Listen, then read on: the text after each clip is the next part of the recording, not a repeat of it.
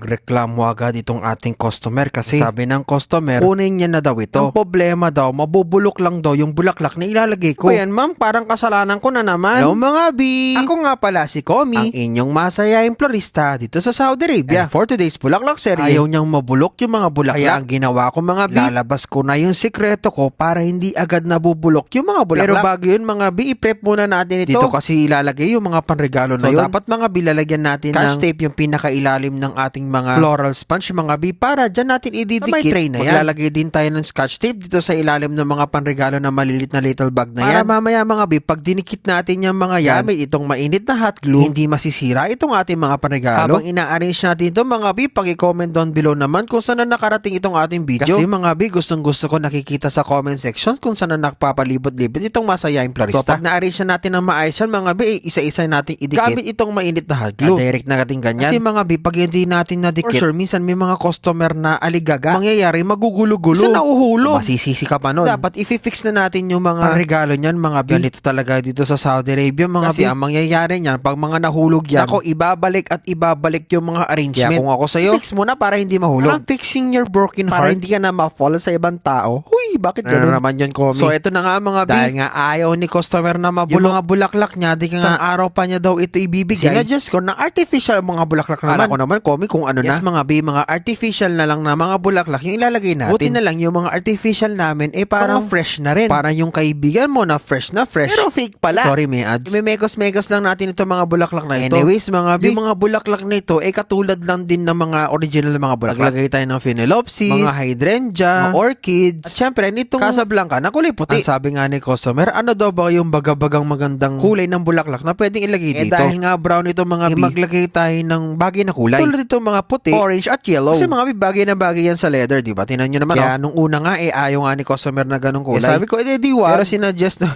ang sungit. Di dapat masungit mga bi. Mga bi, sinadjust pala nung kasama ko na share na maganda nga daw yung color combination na gagamitin namin. Siyempre, sprayan na natin para mas maging fresh. Tawag pala dyan mga bi is foliage spray mga bi. Nagamit din yan sa mga original na mga dahon-dahon para makintab yung mga dahon-dahon yung mga bi. So yun na nga, tapos na itong ating mini bag flower arrangement na hindi nabubulok. Yes mga bi, hindi siya nabubulok. At feeling fresh anytime. Nagandaan po ba kayo dito sa ating arrangement? Siyempre mga bi, comment down below. Siyempre, wag din pong kakalimutan na i-share yung ating video because the more sharing is the more blessings sa katapusan. Please like, comment, and subscribe para sa mas marami pang mga bulaklak serye na hatid sa inyo ng one and only masayahing florista dito sa Saudi Arabia. Siyempre mga bi, walang iba kundi si Komi. So paano ba yun mga bi? Huwag niyo pong kakalimutan na i-share itong ating video ha. Na laging masaya ang inyong masayahing florista. Oo naman. Okay. So paano ba yun mga bi? Kita kits!